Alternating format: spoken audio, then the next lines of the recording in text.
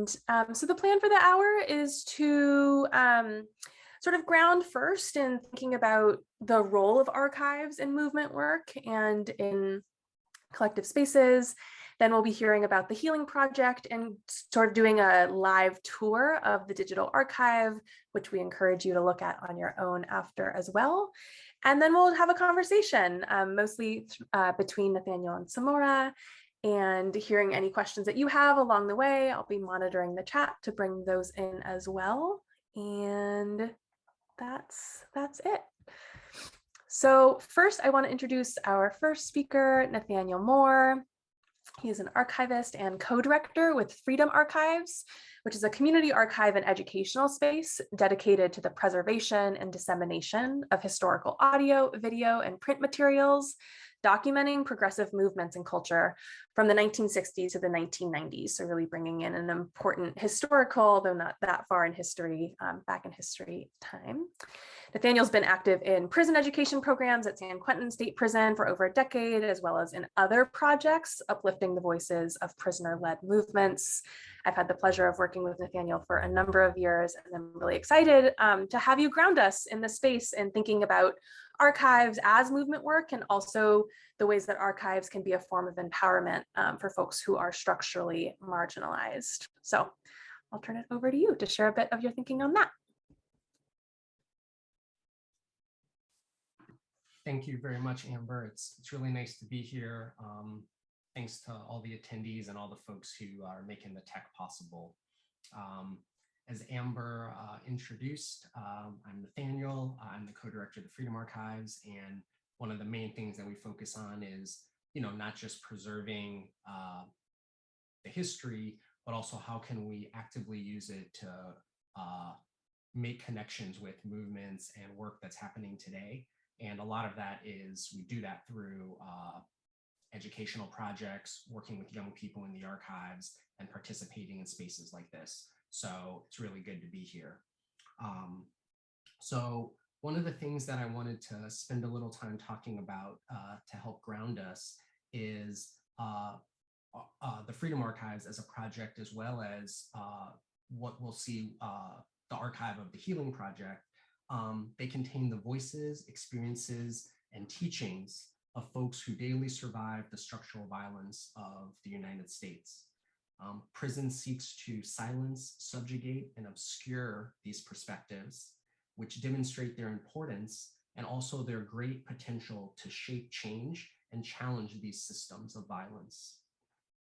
Prisoners have always played an immense role in challenging the brutality of the US state, from enslaved Africans who militarily contributed to winning their own freedom, to the US prison movement in the 1970s, to the recent struggles to end prolonged solitary confinement in California. And not just as tangential participants, but as theorists, leaders, and drivers of these movements. Recognizing the centrality of political prisoners and prison-led organizing is essential for us, not only in understanding historical and contemporary social movements, but also in reframing our role in participating and supporting these struggles to create a more just world.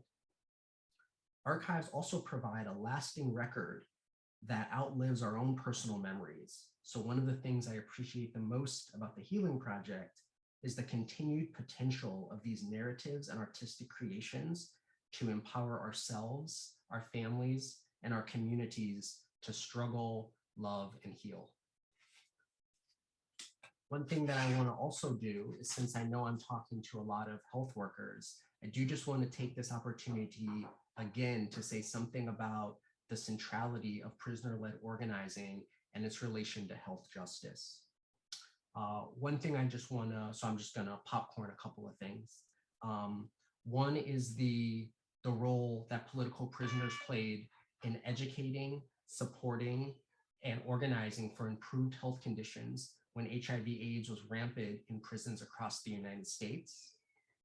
I want to pay homage to the women who closed Lexington Control Unit, an underground prison that housed at no time more than 12 women who were subjected to prolonged solitary confinement and torture. And this was in the 1980s, and an inside-outside campaign eventually closed that prison. I want to pay homage to Sharice Shoemate, who challenged the CDCR and their medical neglect of women inside of California prisons, who was one of the key leaders who contributed to the formation of the organization CCWP, California Coalition for Women Prisoners, an organization that tirelessly advocates for women behind bars. And one of the projects that they're working on currently is helping folks get reparations for forced sterilizations that happened in California prisons. I want to mention the folks who participated in the hunger strikes. In 2013, over 30,000 prisoners inside of California's prison system refused food. And their collective efforts, along with, again, an outside campaign, effectively ended the institutionalized practice of prolonged solitary confinement in California. And so I give these examples to ground us in some historical campaigns and some current campaigns, but also just to acknowledge that health workers have a huge role to play and so much to learn from our incarcerated community members. So I just want to thank all of you for coming, and please do continue to do the work you do and continue to participate in uplifting the voices of those behind the bars. Thank you. Thank you, Nathaniel. I think there's so much important work that happens in this documentation process. I want to uplift something you said. I think you named incarcerated organizers as theorists, actors, and drivers of social change. And I really appreciate that sort of thinking about roles. And also just, I want to name the reality of living through, going on 3 years of a pandemic, and how, and in the midst of that, having the uprisings for Black liberation and against anti-Blackness in 2020, and the ways that with, the nature of sharing of news across space now too, it can be hard to see victories, and it can be easy to fall into a trap of sort of having an ahistorical analysis to that, and also not quite being able to situate the current moment within a longer historical arc, and seeing that we have made tremendous victories in these sorts of spaces and otherwise, and that can really help to cultivate a sense of hope, and not in a sort of cheery, rosy, overly optimistic kind of way, but in a grounded way. And just, of course, always wanting to uplift Miriam Kaba's call to that hope is a discipline, and that things like archives that document our victories through struggle, and the arts can be a way to help us cultivate hope and connection across various struggles. So thank you for that. So next I want to turn to Samora Pinderhughes. Samora is a composer, a pianist, a vocalist, interdisciplinary artist, and surrealist, whose work delves into all the things our society tries to hide. He is the creator of the Healing Project, which explores the daily realities of violence, incarceration, detention, and policing in communities across the United States, and highlights healing and care strategies that emerge from these same communities. So creator of the Healing Project and its digital archive, which we will explore today, music album, which you heard a couple of songs from at the beginning of this webinar, as well as the exhibition that's currently on display at the Yerba Buena Center for the Arts in San Francisco. So Samora, I would love if you could just describe the Healing Project, what sort of drew you to this, how long you've been working on it, and then we can sort of move into doing a virtual tour of the digital archive. And thank you so much to Minerva for being on with us as well to help facilitate some of the screen sharing. Thank you so much. Can you hear me? Okay, great. Thank you so much, Amber. And also thank you so much, Nathaniel, for that amazing invocation and description. introduction. I think it set the table absolutely perfectly for this moment and event. So I really appreciate all of that. Yeah, as was said, my name is Samora, and I'm really honored to be here with y'all for this. This is actually our very first kind of walkthrough of the archive. It's been up for about, I guess I would say, a little less than a month now, but we haven't yet actually been able to have any type of like community, gathering even digitally to move through it. It's just been kind of people one by one. So this is very exciting, and I really appreciate you, Amber, and everyone who put this together. I also want to shout out YBCA, who's helped me to create this archive, and also Tamara Knopper, who was the amazing archivist, who kind of was my partner in helping to shape the digital archive, and in thinking a lot about archive, as you wonderfully introduced, Nathaniel. Was like, I really wanted to build this in a way that would kind of not just I don't want it not just to think about it as like a living library, but I also wanted to think about it as almost like a dinner table. And part of this was like a really important thing for me was that because I was doing, because this project involves folks, number one, from all over the country, and also folks who are still continuously, inside behind the walls. There was no way that everybody that participates in this project could actually, currently actually be together. But there were so many meeting points in what people were talking about, what their experiences were, how they conceived of the world, what they imagined.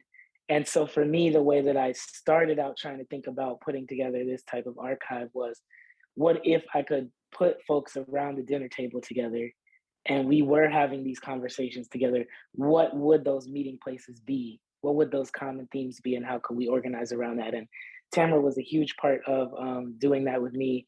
If y'all don't know her work, please look it up. She's incredible, editor. She edited Miriam's book, but also is an amazing data artist, activist, academic, all things. So big shout out to Tamara for helping me create this. But just to go back and give a little bit of context for the Healing Project overall.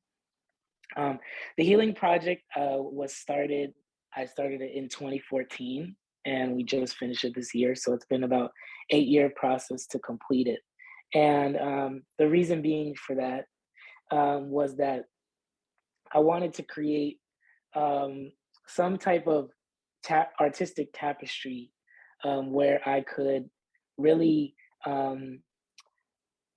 take a macro view of a bunch of intersecting topics. And I'm really glad to be talking with health folks about this specifically because,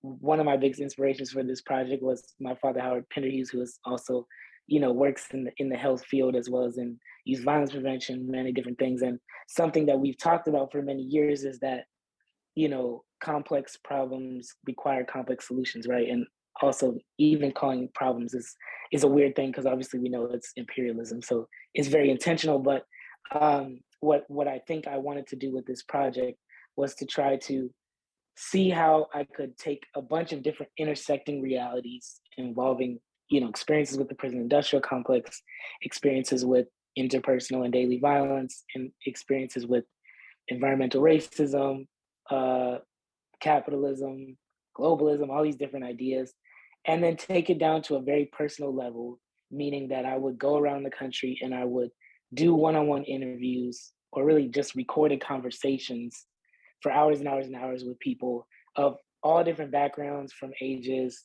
15 to age 70, really just basically wide ranging, starting with just what their story is, where they come from, what they've experienced, but then really getting into less what I call the spectacular details of their experiences, which is usually what we focus on, but more what are the feelings that arose from, experiencing the realities of structural violence, and then also what were the ways and what are the ways continuously that people are finding ways to cope, ways to heal, ways to support themselves and their families and communities as they move through their lives with the realities of what they've experienced. And so that is why it is very wide ranging. And so, people, we're talking about losing loved ones, people are talking about, being in solitary confinement. People are talking about, you know, uh, getting out of prison, returning, and all the barriers, that they're facing, and then how they're countering and trying to, build a life for themselves in spite of, them being stripped of all their rights. So there's all these different ideas, and the particular, well, the Healing Project overall is really comes down to three different areas, which is the exhibition, which is right now at Yerba Buena, the album, which Amber played a bit of at the beginning, which is called Grief, and then this digital archive. And the archive, which will now, transition into, I think, but basically just to give you a quick thing before we go into it, it's in two sections. One is the interactive space, which we'll start with, and the other is what I call the library. And the interactive space, Tamara and I designed it so that it would be 5 different rooms that people could move through. And each room has, I would say, 30 minutes each of interviews set to music that are sound only. So we obviously won't listen to all of it now, but this is just the intro, and then hopefully all of you will like it enough that you go in and you can spend more time, as much time as you like. But the idea was that we wanted to get away from this documentary format where people are able to assume so much. We wanted people really to listen. So I recorded the interviews as sound only, and then I worked with all these different amazing composers to shape and work with the interviews to basically score them, and then to put them into conversation with each other using that dinner table concept. And then we organize those into 5 different rooms according to theme. So as you'll see, each room, the first is marked versus seen. The second one is titled Messy and Grieving. The third one is titled Society Made Me. The fourth one is titled Places and Dreams. And the fifth one is Healing Perspectives. So we'll go in and we'll show you around a little bit now. That won't take too much time, but hopefully that gives you enough to go on to start.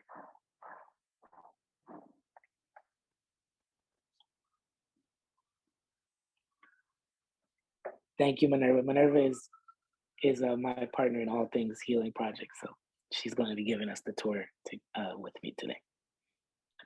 So, can people hear the sound? This is my first question. I don't. Yeah, I don't. Aha, okay. Something that I didn't really have the strength and courage to do when I was a little dude. You know what I mean? Imagine myself. Yeah. That's what I think I'm most proud about. And everything that I've accomplished, man, is that I've been able to hold on to that, sense of sweetness in myself. Okay. So, Minerva, you can pause right there. So this is the introductory room. If you were to put in the link, which we'll also put in the chat now, just so you can save it for later.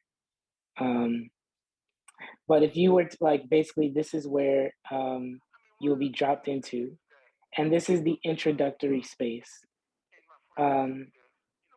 Minerva, is there a way? Sorry, I know it's what you did to turn the sound on. Is there a way to mute it and then turn it back on? Thank you. It might be just have a little more clarity. But this is the introductory space. So we wanted to start with a room before we go into the 5 main rooms. I wanted to start with a specific room. If you could go backwards a little bit too, whenever, sorry, to the C room. Yeah, there we go. That's perfect. So this is where you be dropped into, and this is basically our the flooded house, which is representative for this first intro piece that we put in. It's by itself in this intro room. And this is a piece by a friend of mine whose name is Keith Lamar, who's currently incarcerated on death row in Ohio. And this is a piece of his, which I called entitled Sweet. And this is really, to me, it's like the thesis of the project to me. So that's why we kind of gave it its own space. And hopefully people, when they're dropped in, they can listen to just this piece here before they move into all the different rooms. yeah, I think that's just a context. So maybe we'll listen just to a little bit of it now, then we'll move onward.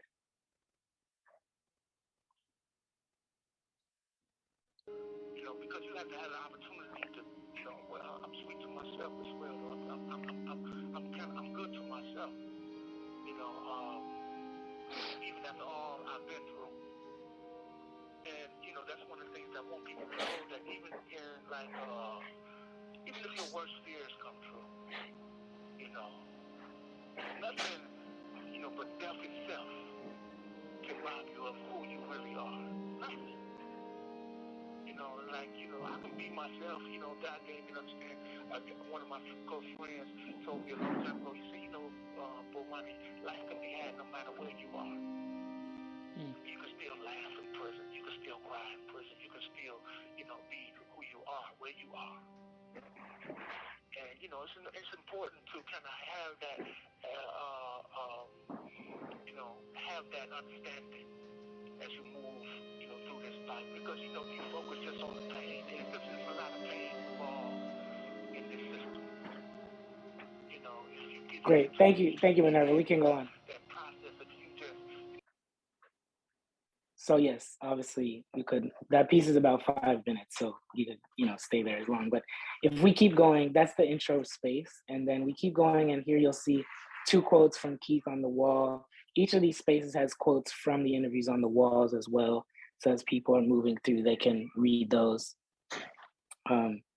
You can keep going whenever. You can turn the sound back on. So this is, we're heading towards the lobby. This will be the intro, the kind of space where you can choose which rooms to go in.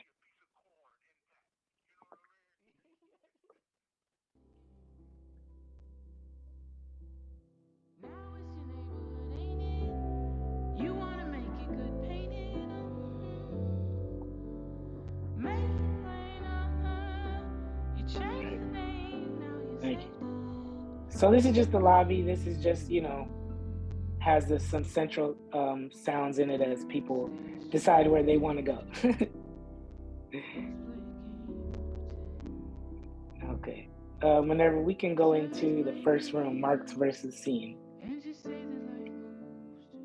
So each of these spaces, you'll see they first have corridors, and these corridors are scored with different music than the actual room. So you'll hear kind of like preparatory music. Yeah.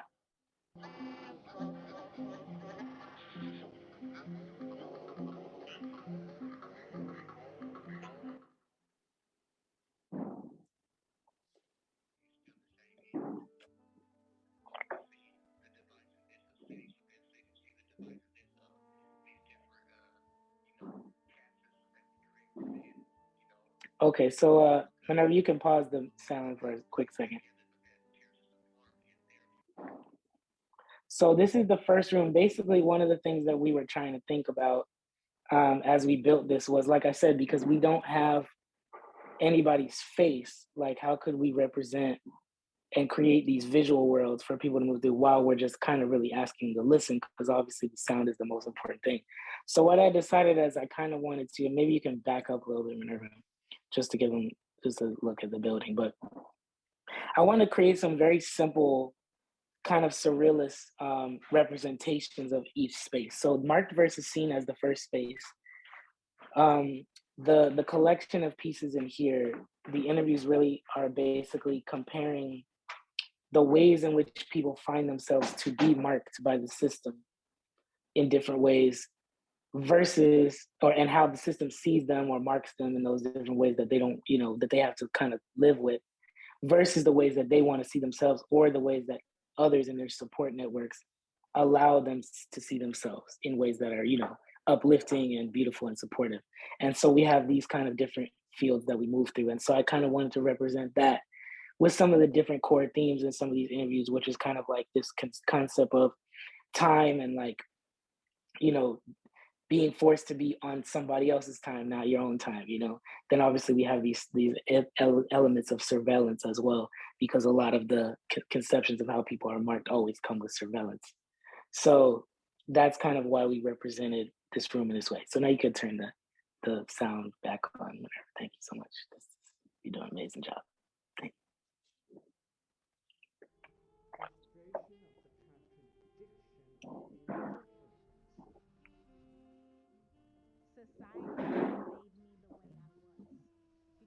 Could you turn it up a little bit, maybe Minerva? The volume. Thank you. Hear about the things that I have done, so they'll go, "Oh, you're Janelle. Oh, yeah, I heard about you," but that's not what I want them to think of me. And for me, I think doing this kind of work, I feel like I have taken so much from my community that this is what I owe. So I'm paying back what I owe. But now I'm starting to feel like, haven't I paid enough?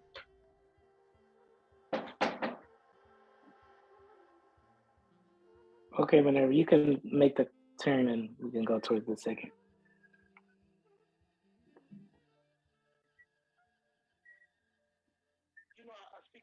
Thank you.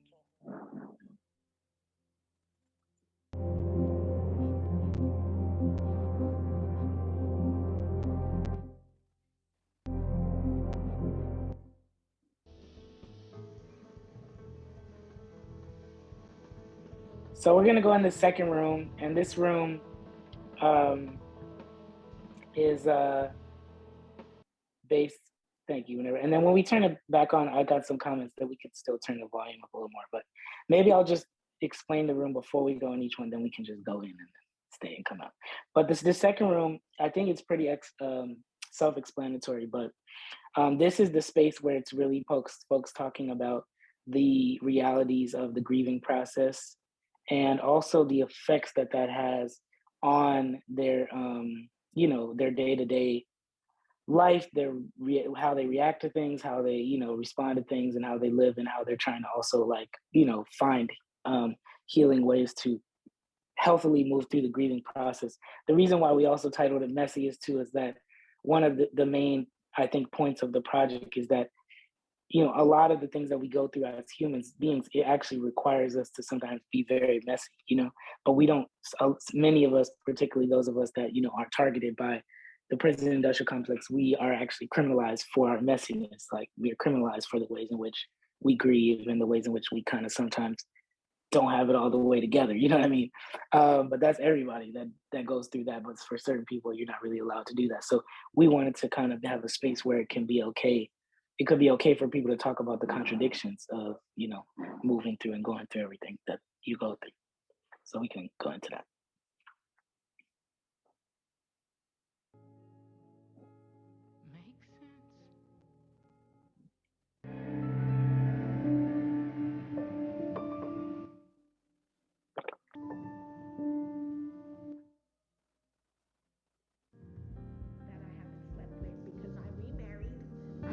You stay there, Minerva? That's perfect.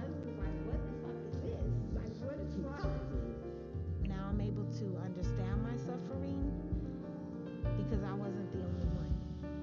If you read some of the stories of the Orishas, they suffered greatly, but they moved on and they were able to love and forgive and to take care of others still. So, it just gives me hope that I can do it too. As I walk this land of broken dreams, I have visions of many things, but happiness is just an illusion, filled with sadness and confusion. What becomes of the broken hearted who had love that's now departed? I know I've got to find some kind of peace of mind, maybe. Me and my brother Squirt, we was on a roof on 88th on Hillside Apartments, and we was sitting on the roof talking, we was smoking a blunt, and our brother had just passed away. And he asked me, he said, bruh, you the only one right now that's on that high spiritual belief shit right now, bruh. You the only one that's really trying to keep this faith thing strong. Tell me, why is our brother gone? Tell me why God took our brother. Because right now, I don't know what to believe in. I don't know what's real. I don't even know why we're here. And I told my brother, You're here to keep going. You're here just to live the best way that you possibly can. Thank you, Manor. Can you mute it for a quick second? Can you also maybe just go up a little bit so they can see the top of the tree? Or yeah, just maybe zoom out a little bit. There we go. Okay, perfect. That's good. So this is also where the altar is. This is the altar. It's also what I call the tree of life. So the conception was that we would build the tree as coming out of the corner pole, which is often, obviously where people build the sidewalk altars when people pass. So I always saw that as the tree of the neighborhood, basically, because that's where, we are giving fruits, giving flowers to those that have passed. Just so you know, the photos in there, one is two of them are two actually members of the project who has passed, before we ended up finishing it, Sharon Hewitt, Lawrence Dahu Harris, and then the others is Nipsey Hussle and Draco the Ruler, both folks that have been important to me as I've been making this project. So yeah, that was kind of like the concept behind this room visually. So we can go to the next one. Thank you.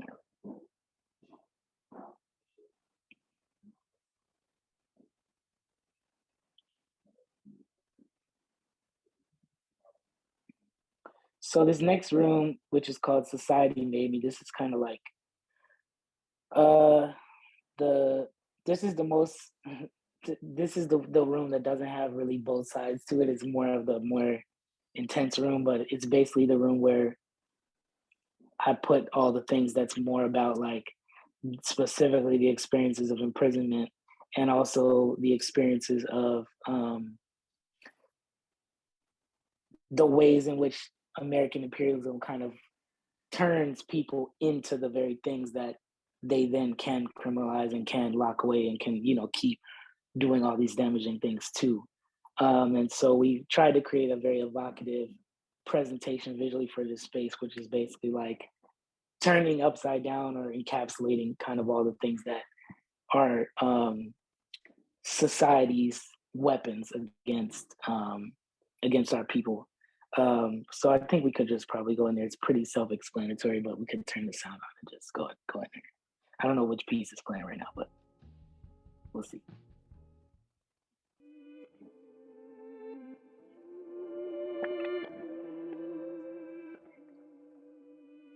Particular set of problems that arise to threaten the predominance of the traditionalist capitalist ruling class.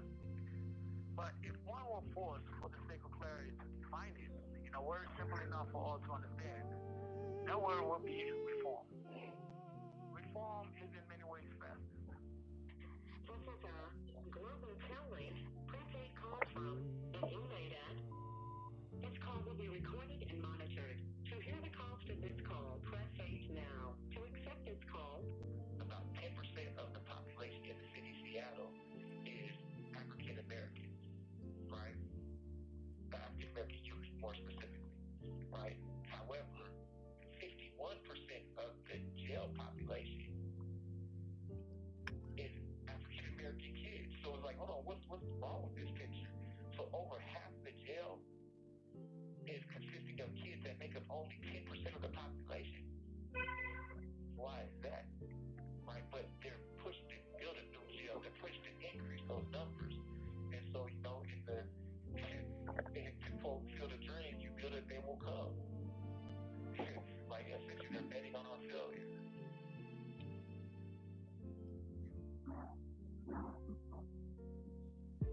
And that's what I was alluding to earlier when I say, just because you're caught up in something don't mean you understand it. The whole crack epidemic. I mean, there's reason to believe, but I mean, I've read books where, drugs were actually dumped in our neighborhoods. So, I mean, yeah, I'm a political prisoner by default. I wasn't on the picket line. They preempt all that. Political from the other end. There was policies and practices that were put in place to ensnare us, to entrap us. this call is originating from an Ohio correctional facility and may be recorded and monitored. Thank you, man. I think we go to the next.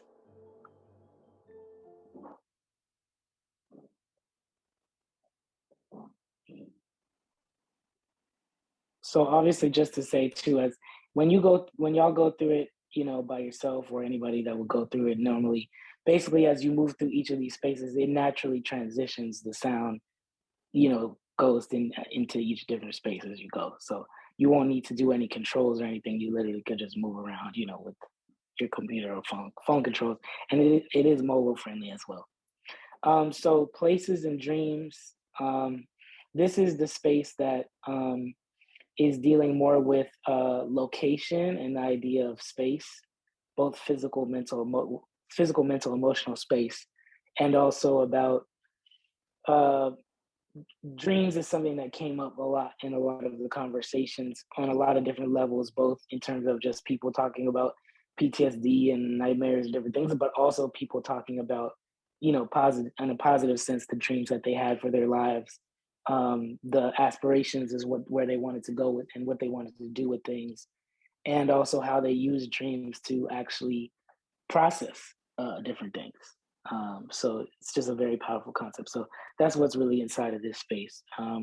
Just kind of the combination of physical space and dream space. We can go there.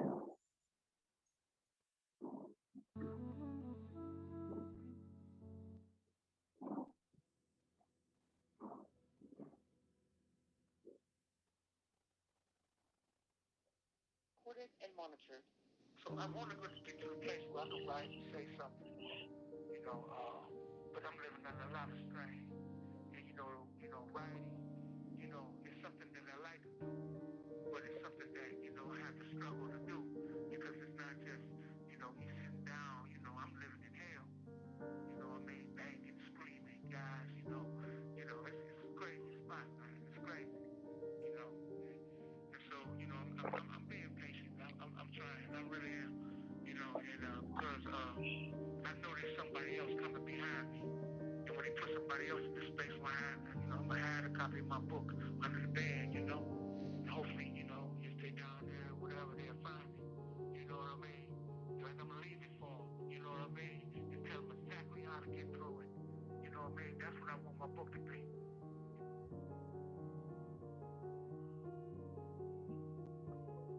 Thank you, Minerva. That's good. So as y'all can see, like basically the way that the music is and the conversations are presented in the space, they're all short. So it's not contiguous. It's basically a 30 minutes worth of like 3 to 5 minute pieces. Almost like each room is like a mixtape. That way, people can still, even if they're not able to spend hours and hours at a time in it, they'll still be able to come away with some type of holistic experience.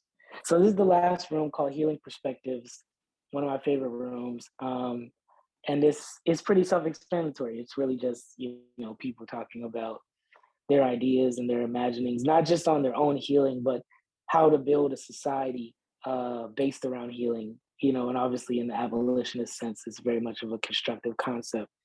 And one of the core questions that I would ask every single person I talked to in the project was, if you were to design a space for your own healing or for the healing of others, what would that space look like? Where would it be? What would it contain? And don't limit yourself based on what you think like truly, physically could be constructed. It could be anywhere. It could be anything. And so many people gave me all these different concepts. And honestly, most of them were not that out there. Like most of them could be built tomorrow if we had the money. So a lot of that is in this room. I don't know if that's where we plan when we go in there, but in addition to that, there's also just a lot of people talking about how they take care of their communities, how they take care of themselves. And I hope that this room in particular, if people spend the time with it, they can kind of come away with a lot of like really useful, constructive tools for themselves and others to kind of go through, move through whatever they're moving through and kind of be inspired in certain ways. So we can do that.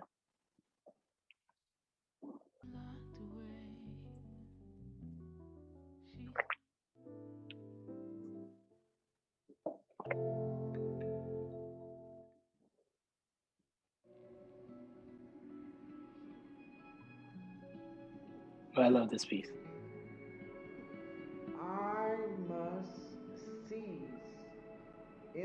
context of right now, the fullness of every extraordinary opportunity to be delusional. To see what is not there. To see what I know must be there. I'm seizing and I'm dragging it.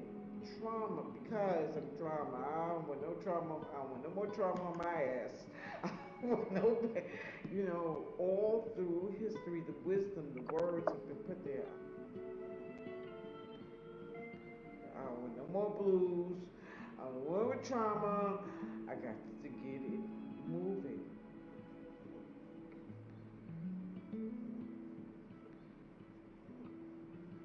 Can you go a little bit forward, Minerva? A little closer. There we go. And from this, it's the whole Phoenix concept. I gotta take this and I gotta take it up.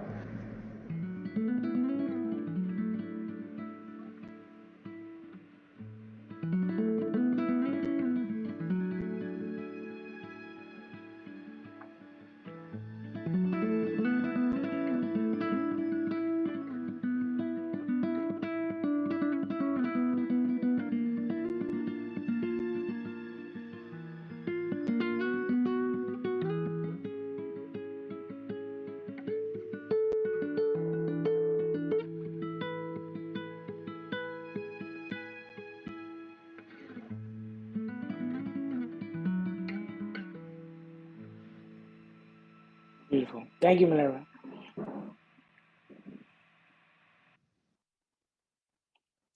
So yes, those are the 5 spaces, the main spaces for the interactive space. And obviously you can move all through and around everything.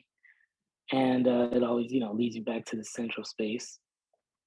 I think I want to leave space and time for the Q&A and everything and for us to just talk. So obviously this is just the credits, which is very long, very extensive.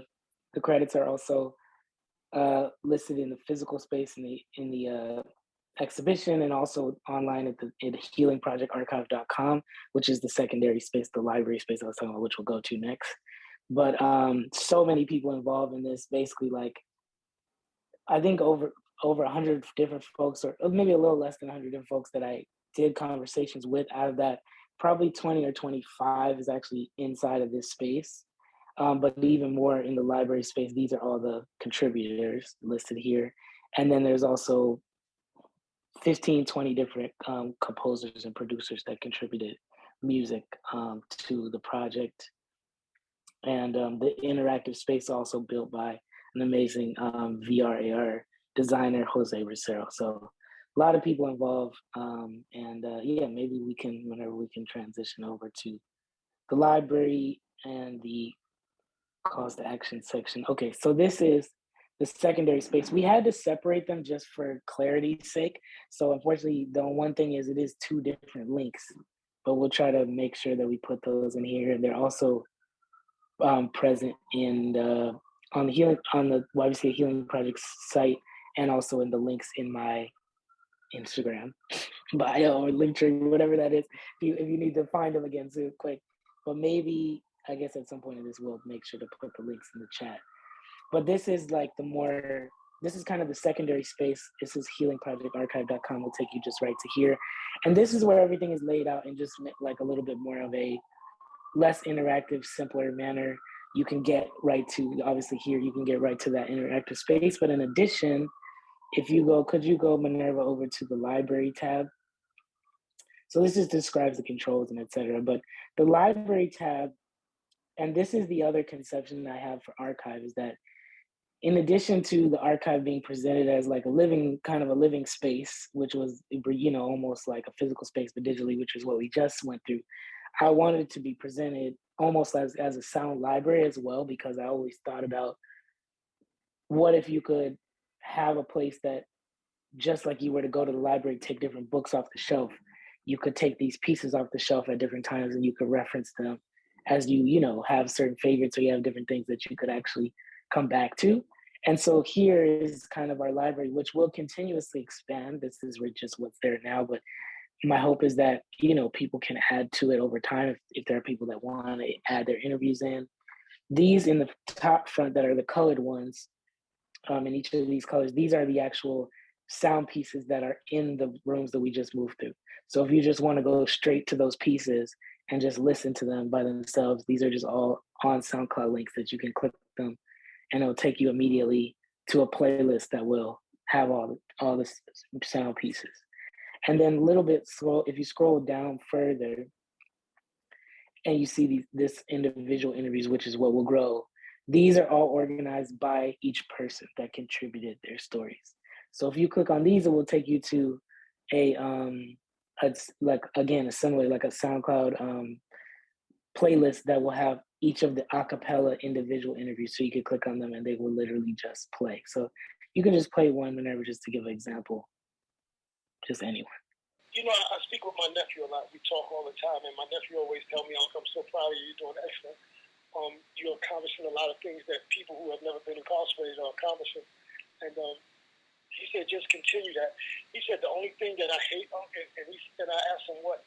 He said that no matter how much good you do, how much you give back, people are always going to look at you and see that you're an ex-felon and think that, you know, you're not worthy, and to think that you're not to be trusted. And I don't allow that to take me to a dark space. Okay, so you can pause there. So you can basically just play those, you know, use those for whatever purpose, share those. It's very easy to share with others.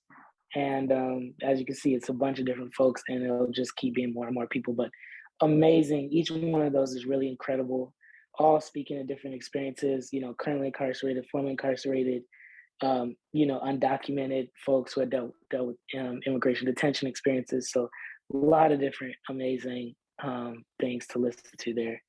And then, sorry, if you could go up to the top, Minerva, one last thing that I wanted to show. The other tab, so when you go to action, this will also add to over time, but I want to have a place where there would basically be like a resources space that people, if they wanted to access resources, basically just have hella stuff that's linked to, and it's organized by section. So all of these are just literally places that are all linked to that, you know, people can just go straight to and access, whether it's resources, educational information, programs like Roots of Success, All of Us or None. You see all these different places, New Way of Life. Basically anything and everything that's under the purview of these particular subjects. So, you know, for instance, if all of y'all or any of y'all within the context of health or abolition or whatever you're working on, if you have resources that you would want to add to this space, you basically can just email them to me, send them to me or Minerva, and basically over time we'll just be adding, and I want to have this as basically a living space to add continuously more and more resources. And then you could just send people straight to here and they'd have all these resources available. So you can go to that space that's under action. And then if you go up to the top again, thank you so much, Minerva. We also have under videos, so there you have credits, that's all the credits of the whole project digitally. And then these are the videos, the visuals that are also in the exhibition that are also a part of the project, which we don't have time for today, but I would encourage you to go and watch the visuals if you haven't seen them in the exhibition yet, because this is some of my favorite work in the project as well. And these are all on YouTube and online as well. And there's actually going to be a brand new one, which is coming out tomorrow, which will be added tomorrow, called A Prayer. So that's about it. Definitely open for any and all questions. Thanks for moving through the space with us. And thank you to Minerva for helping to make this work. I really appreciate you in every way. Minerva is really the person who has built all of this with me from the last year and a half of us working on all the details. So big shout out to Minerva, but appreciate it. Hope you enjoy. Thank you so much, Samora and Minerva, for walking us through that. Super inspiring. I feel like I'm reminding myself to breathe and just sort of let everything sink in. I think particularly that last room, the music and the visual, it was really, really moving. That's my favorite. Yeah. So I know we only have a few minutes, so maybe, and I haven't seen any particular questions come through. I'm seeing some through the chat. I saw a couple notes about folks wanting to get their work up on that page, which Yes. I'm excited about, but maybe we could just take a few minutes. I'm thinking, Nathaniel, I know that we were both in the space together on Saturday, and so we've seen the exhibition, which is certainly very much so encourage folks to visit before September 4th. I just dropped a link to that again if you're in the San Francisco Bay Area, and suggest to your folks who are here to It's go free. visit. It is free. It's free, open to the public. Make sure you bring a mask. Nathaniel, I would love to hear just sort of your initial reflections, maybe anything about relationships you see between the physical space, the exhibition, and the archive, or anything else, any other reflections that sort of came up for you on Saturday through now. Thanks. And Samora, thanks for walking us through all of that. And Minerva, thanks for the technical stuff. I'm just going to say one thing very briefly, and then it seems like we do have a question, so which is a good question, so we can move on to that. Just a couple of my very, very brief reflections. I was just impressed at the expansiveness of the exhibit, but the intentionality and thoughtfulness entirely through. So all the pieces, whether it be the archives, the physical space, I listened to the album, and all of it is very intentional and thoughtful. So I just want to kudos for that. I want to just give a plug to, please do, if you're in the Bay Area, go see this, or if you're not, check out the online stuff. If you're interested in the work that the Freedom Archives do, you can find more about our work at www.freedomarchives.org. Maybe one thing I also appreciate is the tapestry that you use that word to talk about the work. And I think that was also very indicative that there are a lot of dynamics to the system of incarceration and the way that it has embedded itself in the American psyche, our political practices, our economic practices, our social dynamics. And I thought that this exhibition did a nice job of engaging so many of the different dynamics that we see that manifest in. So I also was just very impressed by that. So I will end by asking a question from Alyssa that is not my question, but that's how I'll end. What has been the reaction of the folks featured in the exhibit? And then I will actually just tack on a little piece of my own question. Can you talk a little bit very briefly about how you built trust with people, or how you built relationships with folks so that you were able to uplift their voices and do so in such a respectful and thoughtful way? Yes, thank you. Thank you so much, Alyssa, for that question. And thank you for adding on, and also for those kind words about everything. And definitely excited and encourage everyone to check out Freedom Archives as well. I have checked it out and I'm a big fan. So I'm really excited for these things to be in conversation as well, because that's part of also the intention behind the action section. All of it is that, I just kind of, like, my biggest hope for all the work is that it is just a part of the larger tapestry of all of us, adding our contributions and kind of being in conversation around all these things. So, but yeah, in terms of the question of what was the response of folks, and then working backwards to how I, connected, built trust, and kind of moved through these relationships with people to create this. The response has been really great, really, really great. Not just for the folks involved, but also in a way that's really moved me a lot for their families and communities. Obviously, for some of the folks who are inside, it's been very tricky to be able to have them access things. They certainly can't access, obviously, the exhibition in San Francisco. Even this, they can't really access because it's not something I could send through any of the channels that they're really able to access. Luckily, they have been able to access some of the music because I can send some of that. And then also I've been able to take, still images and different photos, whether that's printed out or sending through different channels or sources. They've been able to see some of the information, but their families have been able to access all of it. And that has been really moving in multiple ways, including the fact that, you know, for a lot of the folks, like, even though the most of the people that are a part of this is not the only project they're involved in. They're always, you know, they're on prison radio, they're sending their art out, they're doing all these different amazing things. But for a lot of it, it's like artistically, this is a context that their families can really understand what it is and can be like, wow, we're really proud of. Yeah, we see like how dope, you know, their art is, or how amazing their ideas are, because it's presented in the format and then in context with a lot of other artists. And so I think that's been a very powerful thing, just to be able to present so many different folks in very dignified and brilliant ways, because so often, you know, the only ways that they've been portrayed is the worst thing that they've, you know, been involved in or whatever, or not have been involved in. But that has been very powerful thing, I think, that I've been very moved by.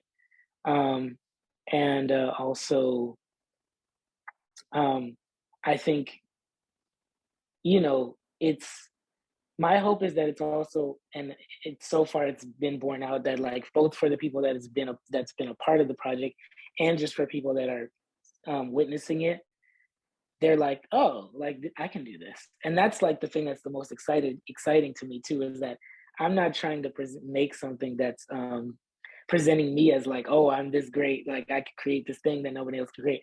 This is actually something literally anybody could do, you know? So I'm like really excited, and hopefully this can be almost like a portal for more musicians to collaborate with more storytellers, or more people that are inside, you know, that might not have access to the same materials, or for people to, like I said, just if they want to tell their story, to add themselves to the archive. Like, it's a very living, breathing thing, and that's a very exciting thing. As far as how I connected with people, mostly, I mean, that's part of why it took, you know, so many years, but a lot of it was either through family or community connections, or through organizations that I either had prior relationships with or built relationships with in certain cities, or through study and struggle campaigns or letter writing campaigns with folks on the inside, folks on the outside. And so that would be the initial thing, and that would build the trust, either through people that they already trusted, that knew me well and could kind of convey that trust, or that I would, you know, be building that relationship with them for a long time before I even asked them to participate. And then even once they did participate, taking as many hours as was needed to really just, like, I wasn't only looking for, let me just spend as much time as what I need to record to use. It was like, no, let's just talk. And when we run out of time to talk, or you got something else to do, then we'll stop, and then I'll figure out what we're going to use later. And I think that built more of a natural rapport and more a natural trust, that it was more of, you know, us sharing together. And then, you know, that's kind of that. And I guess the last thing I would say is that, you know, at every stage of the process, we have tried to make it very evident that it is a community project, even if, yeah, like, it's my idea, whatever, I put it together, I don't really care about that. It's more that it's a very, like, it's the healing project, community thing, everybody's part of it. And however much or however little people want to be involved is how much they will be involved, you know?